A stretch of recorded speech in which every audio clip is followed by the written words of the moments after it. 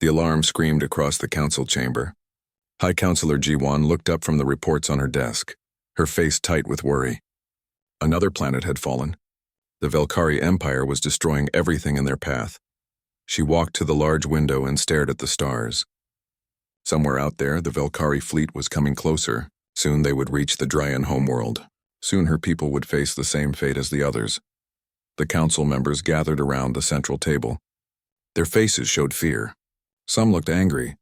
Others just looked tired. They had been fighting this war for 3 years. They had lost every major battle. Commander Minho stood at the tactical display. The hologram showed red marks spreading across the map like a disease. Each red mark was a world conquered by the Velkari. The blue marks representing Dryan space grew smaller each day. "We have maybe 2 months," Minho said. His voice was calm, but his hands shook. "The Velkari fleet will arrive at our homeworld in 2 months. We cannot stop them. Our military is too weak. Their ships are too strong." An old council member named Kwang stood up. "Then we must surrender. We can negotiate terms. Perhaps they will let our people live as slaves instead of killing everyone." "No." Jiwan's voice cut through the room like a knife. "The Velkari do not take slaves. They kill everyone. You have seen the reports. They destroy entire populations. They leave nothing alive." The room fell silent. Everyone knew she was right. The Velkari believed they were the superior species. They believed all other life forms should be eliminated. War Prince Taijin had made this clear in every message he sent. A young woman named Sora stepped forward. She was a scientist, not a politician. She looked nervous as all eyes turned to her. In her hands she held a data pad. "There might be another way," Sora said quietly. "We found something. In the ruins on the 4th moon. Something old, very old." She activated her data pad. A hologram appeared above the table. It showed a metal device covered in strange symbols. The symbols glowed with a faint blue light. "What is it?" Minho asked. "A beacon," Sora explained. "At least, that is what we think." "The symbols are written in human language." "Ancient human language." Several council members laughed. Kwang shook his head. "Humans are myths. Stories we tell children. They never existed." "Maybe they did exist," Sora said. Her voice grew stronger. "Maybe they were real. This beacon is real. The writing is real. And if we activate it, maybe something will happen." "This is foolish," Kwang said. "We should spend our time evacuating civilians, not chasing fairy tales." Ji-1 looked at the hologram for a long moment. She thought about the billions of people on her world. She thought about the children who would never grow up if the Velkari came. She thought about the stories her grandmother told her about the ancient defenders who protected the weak. "Activate it," she said. Far away, beyond the edge of known space, something changed. In the darkness between galaxies where no stars shined, a fleet waited. They had been waiting for thousands of years. Commander Deho sat in his chair on the bridge of the UHNS Eternal Vigil. The ship was old, so old that most species in the galaxy would think it was ancient. But it still worked. Everything still worked. Humans built things to last. Deho was reading reports when the alarm sounded. Not a danger alarm. This was different. This was the sound they had trained for but never expected to hear, the sound they had waited 4,000 years to hear. "Sir," the sensor officer called out, "we have a signal. Pattern Delta 74. Deho felt his heart beat faster. Delta 74 was an ancient code, a distress signal from the old days, from before the silence, from when humanity still lived in the galaxy. "Verify the signal," he said. His voice was steady even though his hands wanted to shake. "Run every test. Make absolutely sure." The crew worked quickly. Minutes passed like hours. Finally, the sensor officer looked up. "Verified, sir." "It is authentic. Someone activated an old defense beacon. They are calling for help." Deho pressed a button on his chair. "All senior officers to the conference room. Wake Admiral Borum. Tell her we have a situation." Admiral Borum arrived 10 minutes later. She was old, her hair gray, but her eyes were sharp and alert. Behind her came Captain Hagen, commander of the strike carrier Rathborn. He looked excited. Lieutenant Yuna, the xenolinguist, followed them into the room. They sat around the table as Deho explained the situation. When he finished, silence filled the room. 4,000 years, Borum said softly. 4,000 years we have waited. Now someone calls for help. We must respond, Hagen said immediately. This is what we prepared for. This is why we exist. It could be a trap, Deho said. We do not know what has happened in the galaxy since the silence. Maybe someone found an old beacon and activated it by accident. Maybe someone wants to find us and finish what they started. Yuna spoke up. The signal includes coordinates and a basic message. I translated it.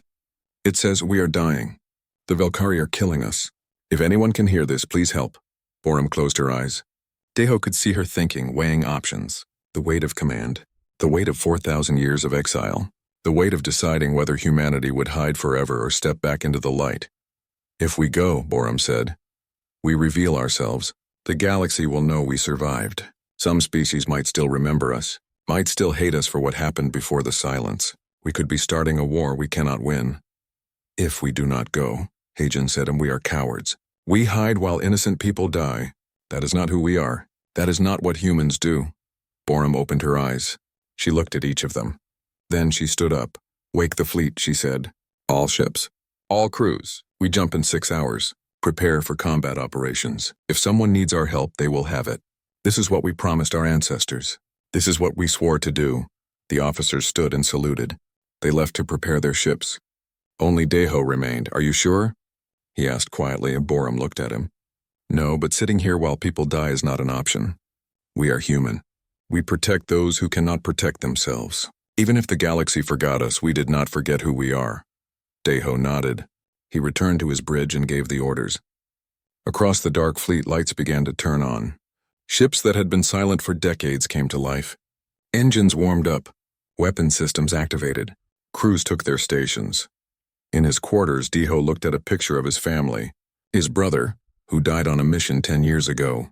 His parents, who devoted their lives to maintaining the fleet. His grandmother, who told him stories about Earth, the blue planet they all came from. The home they might never see again. He closed his eyes and whispered the old prayer. The one his grandmother taught him. The prayer for Earth, the prayer for humanity, the prayer for those who stand against the darkness. 6 hours later, space itself seemed to tear open. The human fleet, 200 ships that had been hidden for 4,000 years, activated their jump drives. They vanished from the dark space between galaxies. They were going back to the galaxy that forgot them, back to fight a war for people they had never met. Because that was what humans did. The legends were about to become real. War Prince Taejin stood on the bridge of his flagship, the Crimson Dawn. Before him, displayed on massive screens, was the Drayan homeworld. A beautiful blue and green planet. Soon it would be a dead gray rock. "Begin the bombardment," he ordered. His voice was cold. He felt nothing for the billions of lives below. The Velkari were superior. All other species were insects to be crushed. His weapons officer reached for the firing controls, then stopped. The officer stared at his screen, confusion on his face. "My prince," the officer said. "Something is happening." "Space is breaking." Taejin turned to look at the main display. What he saw made no sense. Space itself was tearing open in multiple locations, not normal jump points. These were different, larger, more violent. The tiers in space glowed with strange energy. Then they came through. Ships emerged from the tiers in space. Massive ships. The smallest was twice the size of a Velkari cruiser. The largest dwarfed even the Crimson Dawn. They were angular and brutal in design. They looked like weapons themselves. "What are those?" Taejin demanded. "Identify them." "Unknown design, my prince. Our computers have no match in the database. These ships do not belong to any known species." A signal came through on all frequencies. The voice was clear and strong. It spoke an ancient galactic standard, the language no one had used in thousands of years. "This is the United Human Naval Service. You are attacking a protected world. Stand down your weapons. Withdraw your fleet. This is your only warning." The bridge went silent. Then someone laughed. Then another. Soon everyone was laughing except Taejin. He stared at the ships on his screen. "Humans," his second officer said between laughs. "They claim to be humans. The fairy tale creatures from children's stories." "It is a trick," Taejin said. "The Drayans are desperate. They built fake ships and broadcast fake messages. They think we will run away like frightened children." He activated his communications. "This is War Prince Taejin of the Velkari Empire. I do not know who you are, but you made a mistake. Withdraw now or be destroyed." The human voice responded immediately. "This is Commander Deho of the UHNS Eternal Vigil. You were warned. You chose poorly. The human ships moved. They moved fast. Impossibly fast for such large vessels. They spread out in a formation that looked chaotic but was actually precise. Mathematical. Perfect. All ships open fire. Tejan roared. Destroy them! The Velkari fleet 2,000 strong opened fire. Missiles launched. Energy beams cut through space. It was enough firepower to destroy a moon. It should have been enough to overwhelm any fleet. The human ships activated their defenses. Small turrets appeared across their hulls. These turrets tracked and targeted every incoming missile. Every beam. They fired with incredible speed and accuracy. Missiles exploded harmlessly. Beams were deflected by shields that glowed bright blue. Not a single shot reached the human ships. Then the humans fired. Back. Their missiles were different, smarter. Each missile changed course multiple times. They worked together like a pack of hunting animals. The Velkari defenses could not keep up. Explosions blossomed across the Velkari fleet. Impossible, Tejan whispered. This cannot be happening. On the planet below, Commander Minho watched his screens in shock. The unknown ships were destroying the Velkari fleet. Ships that had seemed invincible were exploding or retreating. The battle was not even close. It was a massacre, sir, his communications officer said. We are receiving a message. From the unknown ships. They are hailing us specifically. Put it through, Minho ordered. A woman's face appeared on the screen. She had dark eyes and short hair. She wore a uniform that looked both ancient and advanced. Behind her, Minho could see a ship's bridge bustling with activity. This is Lieutenant Yuna of the United Human Naval Service, she said. Your beacon reached us. We came as fast as we could. Are you the ones who called for help? Minho found his voice. Yes, we are. But you cannot be human. Humans are not real, Yuna smiled. It was a sad smile. We are real. We have always been real. We just had to hide for a very long time. But we heard your call. We will protect you. In space, Captain Hagen led his fighters from the carrier Wrathborn. 50 small ships launched and accelerated toward the Velkari fleet. These fighters were tiny compared to the capital ships. But they were fast and deadly. Hagen had trained for this his entire life. His father trained for it. His grandfather trained for it. 4,000 years of training and preparation. Now it was real. Gold Squadron, follow me, he called over the communications. Target the cruisers. They are protecting the dreadnought. Take them out and the big ship will be exposed. The fighters wove through enemy fire like dancers. They worked together perfectly. When one fighter drew fire, others would attack from different angles. The Velkari had never seen tactics like this. They could not adapt fast enough. Hagen locked onto a Velkari cruiser. His targeting computer confirmed the weak point. He fired. His missiles struck the ship's engine section. The cruiser exploded in a ball of fire. That was for all the innocent people you killed, Hagen said quietly. On the Eternal Vigil, Commander Deho coordinated the entire battle. He watched hundreds of data streams at once. He saw the whole battlefield in his mind. Every ship, every movement, every opportunity. Third Fleet, move to position Gamma, he ordered. Second Fleet, prepare to cut off their retreat. First Fleet, maintain pressure on their center. Do not let them regroup. The human fleet moved like a single organism. Each captain knew exactly what to do. They had practiced these maneuvers countless times. Old tactics from old wars, but the principles never changed. Control the space. Control the enemy's options. Force them to fight on your terms. Tejan watched his fleet die. Half his ships were destroyed or disabled. The rest were trying to escape. His pride had cost him everything. Retreat, he finally ordered. The word tasted like poison. All ships retreat, jump to fallback position 7. The remaining Velkari ships jumped away. They left behind debris and bodies. The battle had lasted less than 2 hours. The most powerful military fleet in the galaxy had been defeated by ghosts, by legends, by humans who were supposed to be extinct. Admiral Borum sat in her command chair and watched the Velkari retreat. She felt no joy, only sadness. So much death, so much waste. But they had no choice. The Velkari would have killed everyone on that planet. Send recovery teams for survivors, she ordered. Both sides. Anyone who can be saved will be saved. And prepare a landing party. We need to meet with the Drayan leadership. 6 hours later, Lieutenant Yuna stepped off a shuttle onto the Drayan homeworld. High Counselor G1 waited at the landing pad with her entire council. Behind them, thousands of people had gathered. They wanted to see if the legends were real. Yuna walked forward. She wore her uniform with pride. She carried a datapad with information about humanity, about where they came from, about why they disappeared. Ji-won stared at her. Then tears began to run down the counselor's face. She fell to her knees. "You are real," she whispered. "The legends are real. You came. You actually came." Yuna knelt beside her. "We came. We will always come when someone calls for help. That is what humans do. That is who we are." The crowd began to cheer. The sound grew louder and louder. It spread across the city, across the planet. The Valkyrie had been defeated. The legends had saved them. Humans were real. But in the darkness of space, Taejin sat in his damaged flagship. His face was twisted with rage. He had been humiliated, defeated, made to look like a fool. "Send a message to the Imperial fleet," he ordered. "Tell them we need reinforcements. All available ships. We are going to destroy these humans. We are going to prove they are not invincible." His communications officer hesitated. "My prince, the Imperial fleet is already deployed across the Empire." "It will take months to gather enough ships." "Then take months," Taejin snarled. "I do not care how long it takes. Gather every ship. Build new weapons. Find their weaknesses. I will have my revenge. The humans will learn they should have stayed hidden in the dark."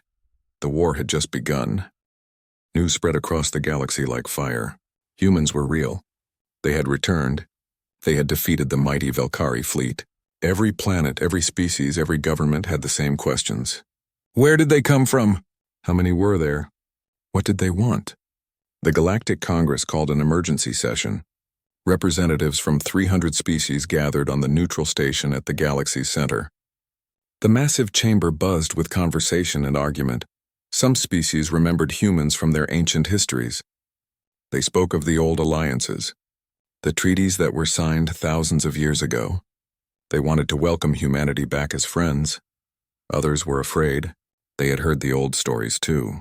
Stories about human wars, about their weapons, about what happened to those who became their enemies. These species wanted the humans declared illegal, outlaws who should be hunted down. The Valkyrie ambassador stood and spoke with anger. "These humans are dangerous. They attacked our fleet without provocation. They are a threat to galactic peace. We demand they be expelled from civilized space." The Drian representative, a young diplomat named Yunji, stood to respond. "That is a lie. The Valkyrie were attacking our homeworld. They were going to kill billions of innocent people. The humans saved us. They are heroes, not criminals." The argument continued for hours. No one could agree. Finally, the Congress voted to send diplomatic missions to the human fleet. They would investigate. They would learn the truth. Then they would decide. Meanwhile, the human fleet remained in Drian space. They set up a defensive perimeter around the inhabited planets. They shared medical supplies and food with the refugees from the destroyed worlds. They helped rebuild damaged stations. But inside the fleet, problems were growing. Commander Daiho reviewed the supply reports and felt worry settle in his stomach. Their resources were limited. 4,000 years in exile had not been easy. They had conserved everything, recycled everything. But fighting a war would drain their supplies quickly. "We have food for maybe 6 months at combat rations," he told Admiral Borum in her private office. "Fuel for the reactors will last 2 years. Medical supplies are already low from treating the wounded from the battle. If we fight another major engagement, we will be in serious trouble." Borum nodded slowly. "Can the Drayans help?" "Some, but they are rebuilding their own worlds. They have millions of refugees to feed. We cannot take much from them without causing harm." "Then we need allies," Borum said. "Real allies. Species who can trade with us, supply us. Lieutenant Yuna is working on that." Yuna had become the human fleet's diplomat. She met with representatives from dozens of species. She learned their languages, their customs, their fears and hopes, and she told them about humanity, about the silence, about 4,000 years of waiting. One meeting changed everything. An old species called the Kethrin sent their chief historian. His name was Doyen, and he was over 200 years old. He arrived with datapads full of information. "My people remember," Doyen told Yuna. They sat in a conference room aboard the Eternal Vigil. "We remember the humans. We signed the protected space treaties with your ancestors. Those treaties still exist, still have legal authority." Yuna leaned forward. "What do these treaties say?" They say that all signers are obligated to defend each other from unlawful aggression. They say that humans are recognized as protectors of the innocent. They say that an attack on any signer is an attack on all signers. How many species signed? 47. Some are extinct now, but 31 still exist. If we can convince them to honor the old treaties, we can build a coalition, a unified force to stand against the Valkyrie. Una took the data pads and thanked him. Hope filled her chest. They were not alone. They had never been alone. While Una worked on diplomacy, Commander Daiho made a discovery that chilled him to the bone. He was reviewing old files, data his brother had collected before he died. Reports about something called the Silence. Everyone believed the Silence was a natural disaster, a cosmic event that destroyed human civilization. But the more Daiho read, the more he doubted. The timing was too perfect. The destruction too complete. All human worlds attacked at the same moment. All records erased. All evidence destroyed. This was not natural. This was planned, coordinated. Someone had tried to wipe out humanity. They had almost succeeded. Who? Daiho whispered to himself. Who would do this? His brother's final report mentioned a lead, a name, a species that had grown powerful after humanity disappeared. But the report ended abruptly. His brother had died before finishing his investigation. Daiho decided to tell Admiral Borum she needed to know. But first he had work to do. The Valkyrie were gathering their forces. Intelligence reports showed ships moving toward this sector. Many ships, more than the humans could fight alone. Captain Heijin had recovered from his wounds. But he was different now, quieter. He spent time visiting the medical bay, talking to wounded soldiers. He saw the cost of his aggressive tactics. One day Commander Minho visited him. The Drean officer brought a gift, a bottle of Drean wine and 2 glasses. You saved my world, Minho said. I wanted to thank you personally. Heijin poured the wine. We did what we had to do, what anyone should do. Your tactics were brilliant, Minho said. I have been studying the battle recordings. You moved your fighters like artists painting. I have never seen such skill. Will you teach me? Teach my pilots? Heijin looked at him. You want to learn human tactics? Yes, the Valkyrie will return. When they do, the Drean fleet must be ready. We cannot hide behind human shields forever. We must be able to defend ourselves. Heijin smiled for the first time in weeks. You are right. I will teach you. We will train your pilots. And when the Valkyrie come back, they will face not just humans, but Dreans who fight like humans. The training began immediately. Drean pilots came to the human carriers. They flew simulations. They practiced maneuvers. They learned to think like humans in combat, aggressive but controlled, bold but calculated, always working together. As weeks passed, Una's diplomatic efforts bore fruit. Species began to respond to her messages. The Kethran officially invoked the protected space treaties. 3 other species followed. Then 5 more. Then 10, but the Valkyrie were also preparing. Admiral Hyun commanded the gathering fleet. His orders were clear. Destroy the humans. Show no mercy. Prove that the Empire was still supreme. Yet Hyun felt doubt. He had seen the human ships in battle. He had watched them fight with courage and honor. They had even saved some Valkyrie survivors from destroyed ships. They treated prisoners with respect. The Valkyrie did not do such things. The Valkyrie killed their prisoners. They showed no mercy. Was that strength? Or was it weakness pretending to be strength? Hyun kept these thoughts to himself. Doubt was dangerous in the Empire. Those who questioned the war prince often disappeared. Small battles happened throughout the sector. Valkyrie scouts tested human defenses. Human patrols intercepted Valkyrie supply ships. Both sides gathered intelligence. Both sides prepared for the big fight that was coming. Admiral Borum called her senior officers for a meeting. The mood was serious. Intelligence had confirmed the worst. The Valkyrie were bringing everything. Their entire Imperial fleet. More than 5,000 warships. We have 200 ships, Borum said quietly. Even with the Drean fleet, we have less than 300. The Valkyrie will outnumber us 20 to 1. The coalition? Daiho asked. How many ships will they send? Unknown. Some species promised support, but we do not know if they will actually come. We cannot rely on them. We must assume we fight alone. The room was silent. Everyone understood what this meant. They would probably lose. The Valkyrie had too many ships. Too much firepower. Even human tactics might not be enough. We could retreat. Someone suggested. Jump back to dark space. Hide again. No, Borum said firmly. We made a promise. We told the Drayans we would protect them. If we run now, they will be slaughtered. And every species in the galaxy will know that human promises mean nothing. Heijin stood. We stay, we fight. And if we die protecting innocent people. That is worth dying for. One by one, the other officers stood. They agreed.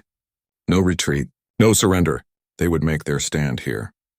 3 days later, the sensors detected the Valkyrie fleet. They were coming.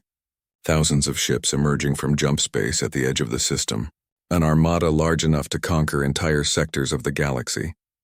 Daiho stood on the bridge of the Eternal Vigil and watched the display. So many red marks, so many enemies. He thought about his brother, his parents, his grandmother who told him stories about Earth. He thought about all the humans who died in the silence. All ships to battle stations. He ordered. This is it. This is what we trained for. Show them what humans can do.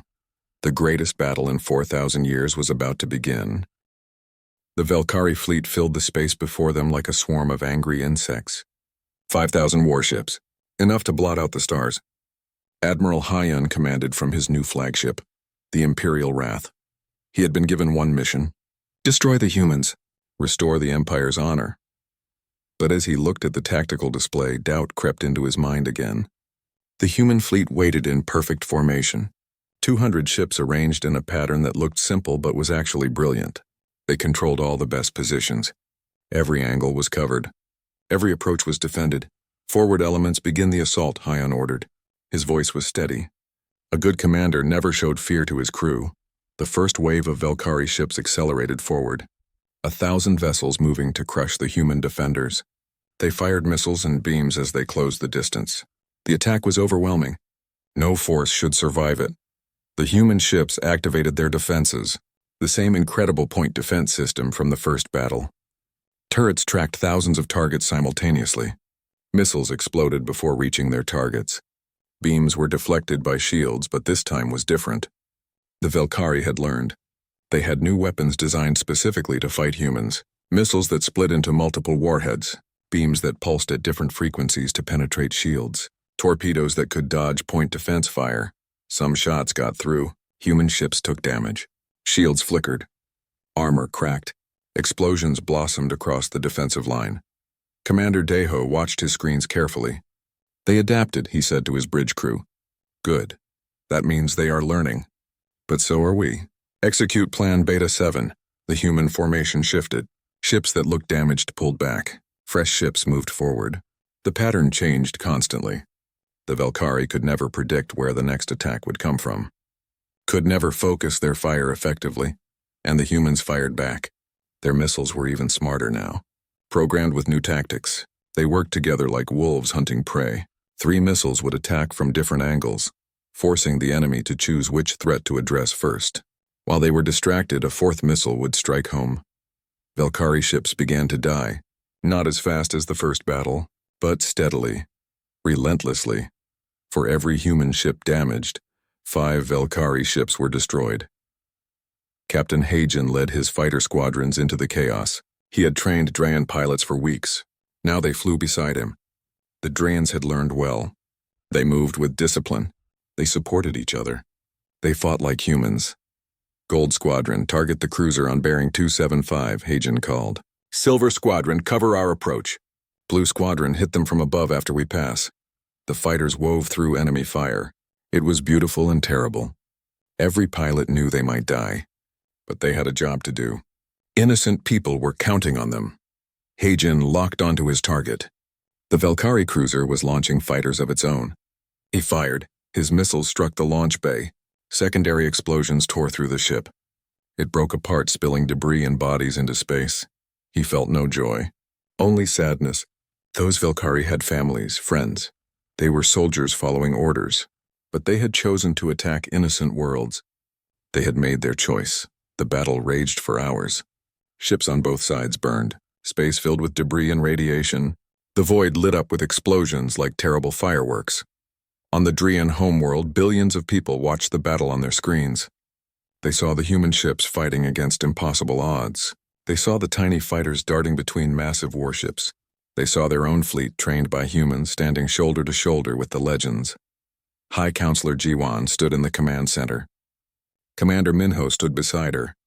They watched the tactical display in silence. The battle was not going well. The humans were holding, but barely. The Valkyrie kept sending more ships. Wave after wave. Eventually the humans would be overwhelmed. We should evacuate, someone suggested. While we still can. Get as many people off the planet as possible. No, Jiwan said. We stay. The humans are dying to protect us. The least we can do is have faith in them. In space, the situation grew desperate. The human fleet had lost 30 ships. More were damaged. Supplies ran low. Ammunition reserves dropped dangerously. Medical bays overflowed with wounded. Admiral Borum made a decision. A terrible decision, but necessary. Captain Hagen, she called over the command channel. I need you to do something. Something dangerous. Hagen's voice came back calm despite the chaos around him. What do you need, Admiral? The Valkyrie flagship. The Imperial Wrath. If we can disable it, the enemy fleet will lose coordination. They will fall into chaos. But it is protected by hundreds of ships. Getting close enough will be nearly impossible. Nearly impossible, Hagen repeated. But not completely impossible. I am not ordering you to do this, Borum said quietly. I am asking. You can refuse. Hagen looked at his co-pilot, a young Drayan woman named Nari who had trained with him. She nodded. She understood what they had to do. All fighters form on me, Hagen called. We are going after the big one. Anyone who does not want to come, I understand. This will be dangerous, maybe suicide. Not a single fighter turned back. Every pilot, human and Drayan alike, followed him toward the enemy flagship. Admiral Hyun watched them come. His sensors tracked the small fighter wing heading straight for his position. It was madness. 50 tiny ships against his entire defensive screen. They would never make it through. All point defense batteries target those fighters, he ordered. Do not let them get close. The space between the fleets became a storm of fire. Thousands of defensive turrets opened up. The air was thick with explosions and energy beams. Fighters began to die. One exploded, then another, then 3 more, but the rest kept coming. They wove and dodged. They used debris as cover. They flew like nothing Hyun had ever seen. Hagen's fighter took a hit. His shields failed. Alarm screamed in his cockpit. Another hit and he would die. But he was close now, so close. He could see the Imperial Wrath's command tower. Nari, he said to his co-pilot, it has been an honor. The honor is mine, Captain, she replied. They fired every weapon they had left. All their missiles. All their torpedoes, everything. The weapons struck the command tower. Explosions tore through the structure. The bridge of the Imperial Wrath was destroyed. Hagen tried to pull up, tried to escape, but his fighter was too damaged. It spun out of control, trailing fire and debris. Admiral Hyun barely escaped. He was in a secondary command room when the bridge exploded. Around him, officers died. Screens went dark. Systems failed. The flagship was crippled. Retreat! He shouted into his emergency communicator. All ships tactical withdrawal. Reform at fallback position. The Valkyrie fleet began to pull back. Without central coordination, their attack became chaotic. Ships collided with each other trying to retreat. The perfect military formation dissolved into disorder, and then the cavalry arrived. Space tore open across the entire system. Not just in one place. Dozens of places. Hundreds of places. Ship after ship emerged. The coalition fleet. 41 species honoring the ancient treaties. They had come. Lieutenant Yuna watched from the Eternal Vigil's observation deck. Tears ran down her face. They came. Her diplomacy had worked. They actually came. The coalition fleet was massive. 3,000 ships from 36 different species. They formed up alongside the battered human fleet. And they broadcast a message to the Valkyrie. This is the Coalition Defense Force. Under the authority of the Protected Space Treaties, we declare the Valkyrie Empire in violation of galactic law. Stand down or be destroyed. Admiral Hyun looked at his screens. His fleet was damaged and disorganized. The enemy now outnumbered him. He had no chance of victory. Continued fighting would just waste lives. All ships full retreat, he ordered. Jump immediately. This battle is over. The Valkyrie fleet jumped away. They left behind hundreds of destroyed ships, thousands of dead, and the memory of their defeat. The human fleet did not pursue. They had won, but the cost was terrible. Thousands of humans had died. Dozens of ships were destroyed. Captain Hagen's fighter had not been recovered. Admiral Borum addressed the combined fleet. Her voice was broadcast to every ship, every species, every survivor. Today we proved something important, she said. We proved that the galaxy is stronger together than divided. We proved that old promises still matter. And we proved that those who prey on the innocent will always face justice. Thank you, all of you. You saved not just the Dreans. You saved the idea that good can triumph over evil. On the Drean homeworld, people celebrated in the streets. They were alive. They were safe. The legends had saved them, and the legends had friends. In the medical bay of a coalition rescue ship, Captain Hagen opened his eyes. He was alive, barely. His body was burned and broken, but alive. Nari sat beside him, also injured but smiling. We did it, she said. We actually did it. Hagen tried to smile. It hurt, everything hurt, but they had won. The cost was high, but they had won. Commander Deho stood alone in his quarters. He held a data pad. His brother's final report, he had been right. The silence was not natural. It was murder. Someone had tried to destroy humanity, and Deho had finally found the evidence. He also found something else, hidden in the data, coordinates, a location. His brother's last message, found it. Going to check. If I do not return, go to these coordinates. Earth might still be there. Deho stared at the numbers. Earth, the home they lost, the home they dreamed about. Could it be real? Could it still exist? Admiral Borum listened to Commander Deho's request. They sat in her private office aboard the Eternal Vigil. Between them, a datapad showed the coordinates from his brother's final message. You want to take a ship to find Earth? She said. It was not a question. Yes, Admiral. My brother died searching for answers. He found something. These coordinates point to the Sol system. To Earth, I need to know if it still exists. If our home survived. Borum was quiet for a long moment. She looked old, tired. The battle had taken so much from all of them. If you find Earth, what then? She asked. What if it is destroyed? What if nothing remains? Then we know the truth. Then we can finally mourn properly and move forward. And if it still exists, then we go home, Deho said simply. Borum nodded. Take the stealth frigate Swift Shadow. Take Lieutenant Yuna. Take Captain Hagen once he recovers enough to travel. And take Commander Minho. The Drayans deserve to be part of this. They helped us when we needed it most. 3 weeks later, the Swift Shadow jumped toward the coordinates. The ship was small but fast. It could avoid detection by most sensors. Perfect for traveling through what was now Velkari territory. Deho stood on the bridge with his crew. Yuna worked at her station, studying old star maps. Hagen sat in a chair, still healing but refusing to stay behind. Minho studied the navigation display with fascination. The journey will take 4 months, Deho said. We will need to make several jumps. Avoid Velkari patrols. Stay hidden. If we are discovered, we run. We cannot fight an entire fleet with one small ship. Understood, the crew replied. The first 2 months passed without incident. They jumped from system to system. Each jump brought them closer to the coordinates, closer to the possibility of Earth. During the journey, Yuna deciphered more of the data from Deho's brother. She discovered the truth about the silence. A coalition of species had feared human expansion. They believed humanity would dominate the galaxy. So they attacked, all at once, every human world. They used weapons that erased records, destroyed communications, made it look like a natural disaster. Who were they? Hagen asked. His voice was cold, angry. 5 species formed the conspiracy, Yuna said. 3 are now extinct, destroyed by their own wars. 1 is the Velkari.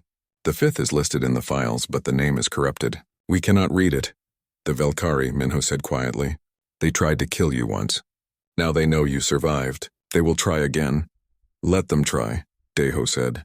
We survived 4,000 years of exile. We defeated their fleet. We will survive whatever they throw at us. In the 3rd month, something unexpected happened. A Velkari ship appeared on their sensors, but it was not attacking. It was broadcasting a message, a secret message on a human frequency. This is Admiral Hyan. I know you are out there. I know you are heading towards Sol. I want to talk. Just talk. I am alone, unarmed. Please respond. The crew looked at Deho. This could be a trap, an ambush. But something in Hyun's voice sounded genuine, desperate even. "Open a channel," Daeho ordered. "But keep weapons ready." Hyun's face appeared on their screen. He looked different from the battle, older, more tired. His uniform was rumpled. He had not shaved in days. "Thank you for responding," Hyun said. "I was not sure you would." "What do you want?" Daeho asked. "I want to help. I want to tell you the truth about the silence. About what my ancestors did. And I want to warn you, War Prince Taejin knows you are searching for Earth. He is gathering a fleet. He plans to find Earth and destroy it before you can return." "Why would you tell us this?" Yuna asked. "Why betray your own people?" Hyun closed his eyes. "Because what we did was wrong. What we are doing is wrong. I watched you fight. I saw your courage, your honor. You saved Valkyrie survivors. You treated prisoners with respect. We would have killed yours. I cannot serve an empire that values nothing but power. I cannot be part of genocide." Heijin leaned forward. "If you truly want to help, then give us safe passage. Tell us what we will find at Earth." "I will guide you through Valkyrie space," Hyun said. "As for Earth, our records say it survived the silence. The planet was heavily damaged but not destroyed. There may still be people there, descendants of those who refused to flee, but I do not know for certain. Our empire forbids anyone from approaching Seoul. It is a restricted zone. Heavily guarded, Daeho repeated. "Why guard a dead system?" "Because it is not dead," Hyun said. "That is what I came to tell you. Earth's defenses are still active. Ancient weapons platforms, ships, technology we cannot match. Your ancestors built Earth to be unconquerable, and it still is." Hope surged in Daeho's chest. Earth still stood, still defended, still waited for them to come home. With Hyun's help, they navigated through Valkyrie space safely. He provided them with patrol routes, security codes, safe hiding spots. In return, Daeho promised to speak on his behalf when this was over, to help him find asylum. Finally, after 4 months of travel, they reached the edge of Sol system. Daeho stood on the bridge and stared at the star on the view screen. "Their sun, the sun that warmed Earth for billions of years. Take us in," he ordered. His voice shook slightly, slowly. "Broadcast our identification. Let Earth know we are coming home." As they approached, sensors detected the defense platforms, massive structures in orbit around Earth, weapons that could destroy entire fleets. They were old, 4,000 years old, but they still functioned, still waited. "This is the UHNS Swift Shadow," Yuna broadcast. "We are human. We are coming home. Please respond." Silence, then a voice. Weak, old, but human. "We hear you. We have waited so long. Welcome home." Tears ran down Daeho's face, down Yuna's face. Even Heijin cried. Earth survived. Their people survived. They were not alone, but their joy was short-lived. Sensors detected jump signatures, many jump signatures. War Prince Taejin had arrived. He brought 3,000 ships. He had come to finish what his ancestors started. "The Valkyrie fleet is here," the sensor officer reported. "They are positioning for orbital bombardment." Daeho activated the defense platforms. His command codes worked. The ancient weapons came to life. They had been waiting for this moment, waiting for humans to return and give them purpose. "All platforms target the enemy fleet," Daeho ordered. "Protect Earth no matter the cost." The platforms opened fire. Their weapons were incredible, more powerful than anything the Valkyrie had ever seen. Beams of pure energy cut through space, missiles that moved faster than light, shields that could stop anything. Valkyrie ships exploded, hundreds of them. The platforms had been designed to defend against entire invasion forces. 3,000 ships was nothing to them. Taejin watched his fleet die. Again. He had failed. Again. His pride had blinded him. He had thought the humans were weak, broken, easy to destroy. He was wrong. In his rage, Taejin made a final decision. If he could not destroy Earth, he would die trying. He ordered his flagship to ram the planet, to at least damage it, to hurt humanity one last time. Daeho saw it coming. "Intercept that ship," he ordered. "Do not let it reach Earth." The Swift Shadow accelerated. Their small ship moved to block the massive flagship. It was suicide. But they had no choice. At the last moment, Admiral Hyun appeared. His ship rammed Taejin's flagship from the side. The two Valkyrie vessels collided. Both exploded in a massive fireball. Hyun's final message played over the communications. For the innocent. For justice. For the galaxy we could have built together. The remaining Velkari ships jumped away. They had no leader, no hope. The battle was over. The swift shadow landed on Earth. Daiho stepped out onto the surface. The air was breathable. The sky was blue. Green plants grew in the distance. Life had survived. People emerged from shelters. Humans who had lived on Earth for 4,000 years, maintaining the defenses, keeping the beacons active, waiting for their family to return. An old woman approached. She moved slowly, but her eyes were bright. I am Somi. My family has guarded Earth for 147 generations. We knew you would return. Welcome home. Daiho knelt and touched the ground. Earth. Home. He picked up a small stone and held it carefully. This was what they had fought for. This was what his brother died searching for.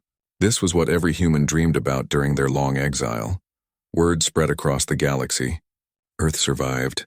Humanity had returned. The ancient defenses still worked. Anyone who attacked Earth would face weapons that could destroy fleets. The Velkari Empire collapsed. Without Taijin, without military superiority, they fractured into civil war. Many Velkari sought peace with humanity. They wanted to atone for their ancestors' crimes. The Galactic Congress welcomed humanity back officially. They renewed the old treaties. They created new alliances. The coalition that formed during the war became permanent. A new era of cooperation began. Admiral Borum brought the entire fleet to Earth. 200 ships emerged in orbit. Millions of humans who had lived in exile. They cried when they saw the planet. Their home, finally. The work of rebuilding began. Cities rose from ruins. Forests were replanted. Oceans were cleaned. Humans from the fleet worked alongside humans from Earth. Together they restored their world.